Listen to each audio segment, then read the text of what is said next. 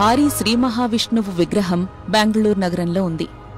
సుమారు 108 అడుగుల ఎత్తైన ఏకశిలా విగ్రహమిది. 16 భుజాలు 11 తలలతో ఉన్న ఈ విరాట్ విశ్వరూప విగ్రహం ఎజీపురాలోని శ్రీ కోదండరామస్వామి దేవాలయ ప్రాంగణంలో ఏర్పాటు చేశారు.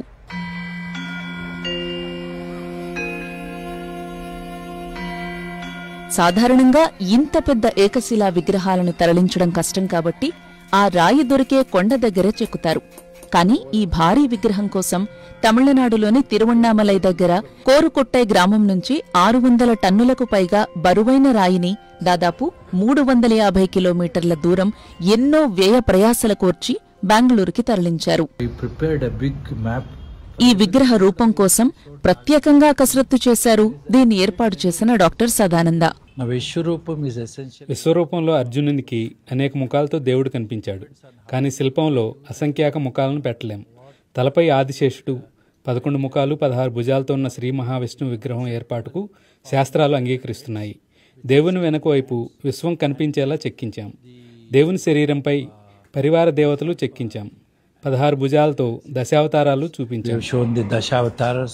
రాయిని గుర్తించి దాని తవ్వకానికి అనుమతులు తేవడం, భారీ యంత్రాలతో కదిలించడం, ప్రత్యేక ట్రక్లో చిన్న రోడ్లు, పాత వంతెనలను దాటుకుంటూ తరలించడం, బెంగళూరులో శిల్పంగా చెక్కడం, మధ్యలో కోవిడ్, తరువాత క్రేన్లు కూడా లేపలేని ఆ శిల్పాన్ని యంత్రాలతో నిలబెట్టడం, దానికోసం భారీ ఫౌండేషన్ వేయడం, ఇదంతా జరగడానికి కొన్నేళ్లు పట్టింది.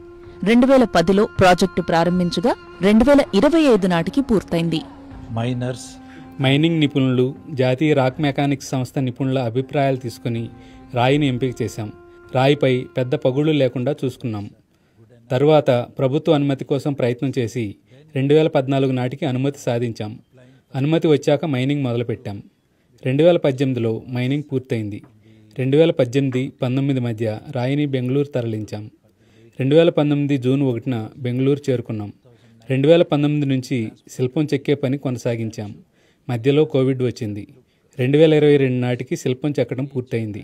భారీ విగ్రహం నిలబెట్టడం చాలా పెద్ద పని. విగ్రహం నిలబెట్టాక మళ్లీ శిల్పానికి సంబంధించి కొన్ని పనులు చేశాం. మొత్తంగా 2025 నాటికి పని పూర్తి చేసి జూన్ 2న ప్రాణప్రతిష్ఠ చేశాం.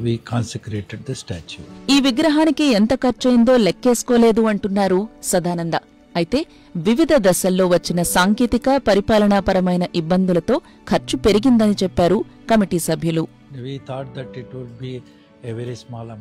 మేము తక్కువ మొత్తంలో అయిపోతుందనుకున్నాం, కానీ అలా జరగలేదు. ప్రాజెక్టులోకి దిగే కొద్దీ అనేక ఇబ్బందులు ఎదురయ్యాయి. మైనింగ్, ట్రక్కు ఎంపిక, అందులోకి లోడింగ్, మళ్లీ వేరే ట్రాన్స్పోర్టర్ ఎంపిక.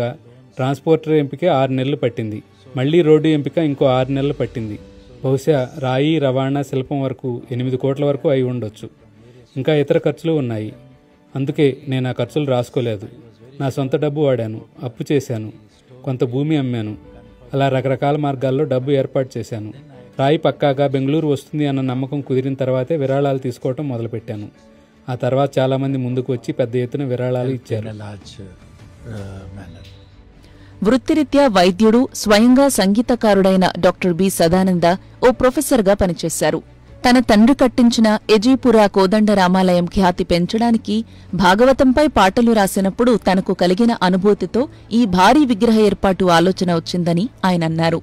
ఈ గుడికి వచ్చేవారి సంఖ్య పెంచాలన్న ఉద్దేశంతో ఈ గుడి ప్రాంగణంలోనే విగ్రహాన్ని ప్రతిష్ఠించినట్లు ఆయన చెప్పారు.